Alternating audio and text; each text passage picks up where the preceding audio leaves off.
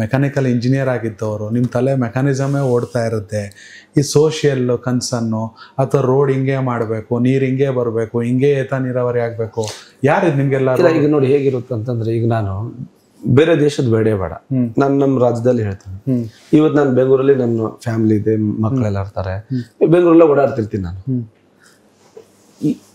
ಇಷ್ಟು ದೊಡ್ಡ ಬೆಂಗಳೂರು, ಆ ಬೆಂಗಳೂರಿಗೆ ಎಷ್ಟು ಗ್ರೇ ವಾಟರು, ಡ್ರಿಂಕಿಂಗ್ ವಾಟರು, ಎಲ್ಲವೂ ಕೂಡ ಒಂದು ಹನಿ ಚರಂಡಿ ನೀರು ಕಾಣಕ್ಕಾಗಲ್ಲ. ರೋಡ್ ಮೇಲೆ ಒಂದು ಹನಿ ಯಾವುದು ನೀರು ಕಾಣಕ್ಕಾಗಲ್ಲ. ಚಿಕ್ಕ ಚಿಕ್ಕ ಗ್ರಾಮ ಇರ್ತವೆ.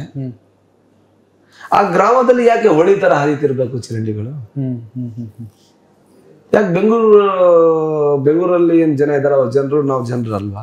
ನಾವು ಯಾವ ತರ ಜೀವಿಸ್ಲಿಕ್ಕೆ ನಮಗೆ ಹಕ್ಕಿಲ್ವಾ? ಏನಾದ್ರು ಕೊರತೆ ಇದೆಯಾ? ಯಾಕೆ ಮಾಡಬಾರ್ದು? ಬೆಂಗಳೂರು ರೀತಿಯಿಂದ ಗ್ರಾಮಗಳನ್ನ ಚರಂಡಿ ಮುಕ್ತ, ಎಲ್ಲ ಒಳ ಚರಂಡಿ ಮಾಡಿ, ಒಳ್ಳೆ ರೀತಿಯ ರಸ್ತೆಗಳು ಕೊಟ್ಟು ಯಾಕೆ ಗ್ರಾಮಗಳು ಅಭಿವೃದ್ಧಿ ಮಾಡಬಾರ್ದು?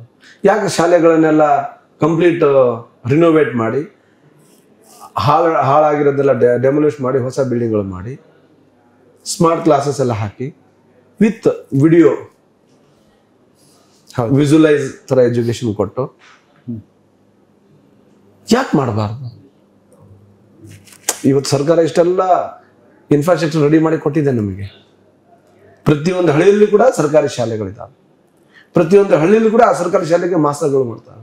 ಇವತ್ತು ಸಾವಿರಾರು ಕೋಟಿ ಸ್ಯಾಲರಿ ರೂಪದಲ್ಲಿ, ಎಲ್ಲ ಮೇಂಟೆನೆನ್ಸ್ ರೂಪದಲ್ಲಿ ಇವತ್ತು ಸರ್ಕಾರ ಅಂದ್ರೆ ನಮ್ದೇ ಟ್ಯಾಕ್ಸ್ ದುಡ್ಡು ಇವತ್ತು ವ್ಯಯ ಆಗ್ತಾ ಇದೆ ಅಂತಂದ್ರೆ, ಅದರಿಂದ ಉಪಯುಕ್ತವಾದ ಶಿಕ್ಷಣ ಯಾಕೆ ಸಿಗಬಾರ್ದು?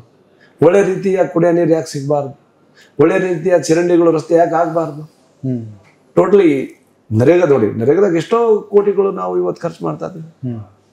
ಹಾಗಾಗಿ ಮಾಡ್ಲಿಕ್ಕೆ ಬಹಳಷ್ಟು ಒಳ್ಳೆ ಕೆಲಸಗಳಿದಾವೆ. ಸರ್ಕಾರದಲ್ಲಿ ಸರ್ವಪಕ್ಷ ಸಭೆ ಏನಾರು ಆಗ್ತಿದೆಯಾ ಈ ಸರ್ಕಾರದಲ್ಲಿ? ಅದು ಎಲ್ಲಾ ಶಾಸಕರ ಪಕ್ಷಾತೀತವಾಗಿ ಅಭಿಪ್ರಾಯ ತಗೋತಾರ, ಅಥವಾ ನೀವೇನಾರು ಅಭಿಪ್ರಾಯಗಳನ್ನ ಕೊಟ್ಟಿದ್ದೀರಾ ವೈಯಕ್ತಿಕ ಹಿತಾಸಕ್ತಿ? ನೋಡಿ, ನಮಗೆ ಬೇರೆ ಬೇರೆ ಮೀಟಿಂಗ್ ಅಲ್ಲಿ ಎಲ್ಲ ಸಿಗುವಾಗ ನಾವು ಖಂಡಿತವಾಗಿಯೂ ಮಾತಾಡ್ತಿರ್ತೀರ. ಸ್ಪಂದನೆ ಕರೆಕ್ಟ್ ಆಗಿ ಸಿಗುತ್ತೆ? ಸ್ಪಂದನೆ ಪಾಪ ಒಳ್ಳೆ ರೀತಿಯಿಂದ ಆಗ್ಲಿ ಮಾಡೋಣ ಅಂತೇಳಿ. ಈಗ ಶಾಸಕನೇ ಯಾವುದೇ ಪಕ್ಷ. ಹೌದು ಸರ್, ಹೌದು. ಹಾಗಾಗಿ ನಾವು ಯಾವಾಗ ಹೋದ್ರೂ ಕೂಡ ಯಾವ ಮಂತ್ರಿ ಆಗಿರ್ಲಿ ಯಾರು ಇಗ್ನೋರ್ ಮಾಡಲ್ಲ. ಬಟ್ ಪ್ರಾಬ್ಲಮ್ ಏನಿದೆ ಅಂತಂದ್ರೆ, ಅವ್ರ ಹತ್ರ ಇವತ್ತು ಅನುದಾನ ಕೊರತೆಯಿಂದ ಅವರು ಹೆಲ್ಪ್ಲೆಸ್. ಸರ್, ಇನ್ನ 3 ವರ್ಷನೂ ಉಳಿದಿಲ್ಲ, 26 ಬಂದ್ಬಿಡುತ್ತೆ, 27ಕ್ಕೆ ಎಲೆಕ್ಷನ್ ಆವಾಗ ಶುರು ಆಗ್ಬಿಡುತ್ತೆ. ನಿಮ್ಮ ಆದ್ಯತೆಗಳು ಜನಕ್ಕೆ ಅರ್ಥ ಆಗಿದೆ.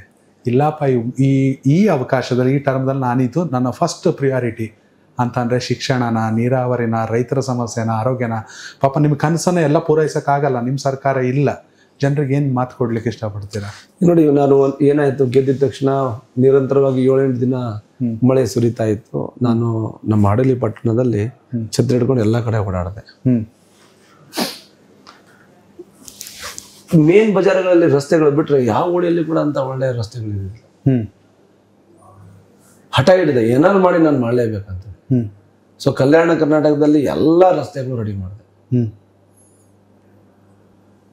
ಇವತ್ತು ವಿರೋಧ ಪಕ್ಷದಾಗಿದ್ದೀನಿ, ಸರ್ಕಾರದ ಪರಿಸ್ಥಿತಿ ಸರಿ ಇಲ್ಲ, ಆದ್ರೂ ಏನೋ ಒಂದು ಹಠ ಹಿಡ್ದು ಇವತ್ತು ಎಷ್ಟು ನಮ್ಮ ಕೈಯಿಂದ ಆಗುತ್ತೆ ಅಷ್ಟು ಅಭಿವೃದ್ಧಿ ಮಾಡೋಣ ಅಂತ ಹೇಳಿ. ಓಕೆ. ಹಾಗಾಗಿ ನಮಗೇನು ಅನ್ಸುತ್ತೆ, ಶಾಸಕನಾಗಿದ್ದೀವಿ, ವಿರೋಧ ಪಕ್ಷದಾಗಿದ್ದೀವಿ, ಅನುದಾನ ಇಲ್ಲ, ಬಟ್ ಇದೇ ಸಮಯ ಇರಲ್ಲ. ಕಾಲಚಕ್ರ ಉರುಳುತ್ತೆ. ಖಂಡಿತವಾಗಿ ಒಳ್ಳೆ ಸಮಯ ಬರುತ್ತೆ. ನಮ್ಮ ಎಲ್ಲ ಜನತೆಗೆ, ಕಾರ್ಯಕರ್ತ ಎಲ್ಲ ಅದೇ ಹೇಳ್ತೀನಿ, ಸಮಾಧಾನದ ಕಾಯಿರಿ, ಏನೂ ಆಗಲ್ಲ. ಒಳ್ಳೆ ಸಮಯ 100% ನಮಗೆ ಬಂದೇ ಬರುತ್ತೆ. ಆ ಸಮಯದಲ್ಲಿ ನಾವೇನು ಅನ್ಕೊಂಡಿದ್ದೀವಿ ಅದನ್ನೆಲ್ಲ ಮಾಡೋಣ ಅಂತೇಳಿ ಹೇಳ್ತಾ ಬರ್ತಾರೆ. ರಾಜ್ಯ ಬಿಜೆಪಿಯಲ್ಲಿ ನೀವು ಯುವ ನಾಯಕರಾಗಿರೋದ್ರಿಂದ ಸಾಕಷ್ಟು ಜನ ಯುವ ನಾಯಕರಿದ್ದಾರೆ. ಕರ್ನಾಟಕ ಬಿಜೆಪಿ ಒಗ್ಗಟ್ಟಾಗಿದೆಯಾ? ಖಂಡಿತವಾಗಿ ಒಗ್ಗಟ್ಟಾಗಿದೆ. ಈಗ ಒಬ್ರು ಇಬ್ರು ಅವರ ವೈಯಕ್ತಿಕದಿಂದ ಮೀಡಿಯಾ ಮುಂದೆ ಮಾತಾಡೋದ್ರಿಂದ ಒಗ್ಗಟ್ಟು ಹೊಡೆದೋಗಕ್ಕೆ ಸಾಧ್ಯನೇ ಇಲ್ಲ. ಓಕೆ. ಮೊನ್ನೆ ನಮ್ಮ ರಾಜ್ಯದ ಉಸ್ತುವಾರಿಯವರು ಬಂದಾಗ ಕರೆದಿದ್ರು ನಮಗೆ.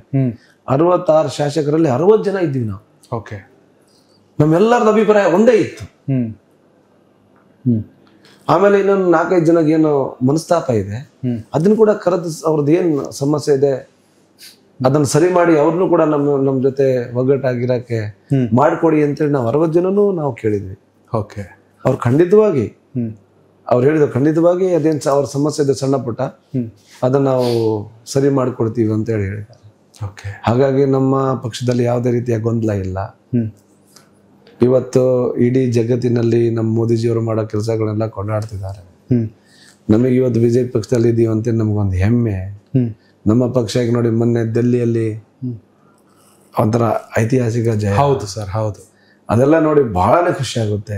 ಓಕೆ. ಮುಂದಿನ ದಿನಗಳಲ್ಲಿ ಕರ್ನಾಟಕದಲ್ಲಿ ಕೂಡ ಅದೇ ರೀತಿಯ ಜಯ ನಮ್ದಾಗುತ್ತೆ, ಅಲ್ಲಿವರೆಗೆ ಕಾಯೋಣ ಅಂತೇಳಿ ಕಾಯ್ತಾ ಇದ್ದೀವಿ.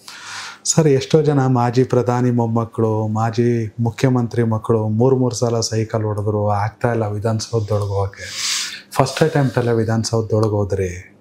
ಎಷ್ಟು ಬ್ಲೆಸ್ಡ್ ಅನ್ಕೋತೀರಾ ಸರ್ ಈ ಕ್ಷೇತ್ರದ ಮತದಾರರ ವಿಚಾರದಲ್ಲಿ? ಹಾಗಾಗಿ ನಾನು ಅಂಬೇಡ್ಕರ್ ಅವ್ರನ್ನ ಧನ್ಯವಾದ ಹೇಳ್ತಿರ್ತೀನಿ. ನನಗೆ ಯಾವಾಗ ಸಮಯ ಸಿಗ್ತೈತಿ. ಓಕೆ. ಇವತ್ತು ಅವ್ರು ಮಾಡಿರೋ ಈ ಸಂವಿಧಾನದಿಂದ ಇವತ್ತು ನಾನು ಶಾಸಕನಾಗಕ್ಕೆ ಸಾಧ್ಯ. ಓಕೆ. ಅವರು ಆ ಥರ ಸಂವಿಧಾನ ರೂಪಿಸ್ಲಿಲ್ಲ ಅಂದ್ರೆ ಆಗ್ತಿದ್ದಿಲ್ಲ. ಹಾಗಾಗಿ ನೋಡಿ ಆ ಸಂವಿಧಾನದ ಶಕ್ತಿ ಮೌಲ್ಯಗಳು ಎಷ್ಟಿದೆ ಅಂತೇಳಿ ಇವತ್ತು ಯಾವೊಬ್ಬ ರೈತನ ಮಗ, ಒಂದು ಸಣ್ಣ ಮನೆತನ ಮಗ, ಒಂದು ಯಾವುದೇ ಏನೇ ಆ ಕುಟುಂಬ ಆಗಿರ್ಲಿ, ನಮ್ಮ ಊರಲ್ಲಿ ಇನ್ನೂರಿಗೂ ನಮ್ಮವ್ರು ಯಾರು ಏನೂ ಆಗಿಲ್ಲ ರಾಜಕಾರಣದಲ್ಲಿ.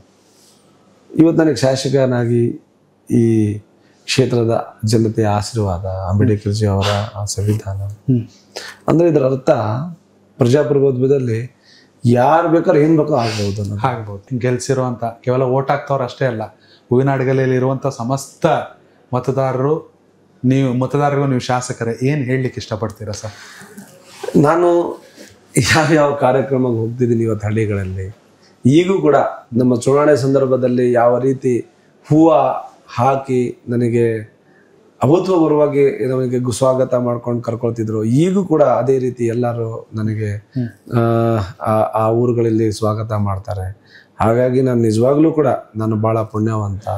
ನಮ್ಮ ಕ್ಷೇತ್ರದ ಜನತೆಯ ಆಶೀರ್ವಾದ, ನಾನು ಅವರ ಋಣ ನನ್ನ ಜೀವನದಲ್ಲಿ ಯಾವಾಗೂ ತೀರ್ಸೋಕ್ಕಾಗಲ್ಲ ಅಂತ ಅನ್ಸುತ್ತೆ.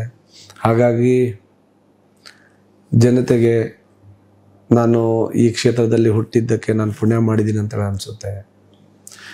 ಯಾವುದು ಏನು ನೋಡ್ಲಾರ್ದೆ ನನಗೆ ಆಶೀರ್ವಾದ ಮಾಡಿ ಶಾಸಕನಾಗಿ ಮಾಡಿದ್ರು.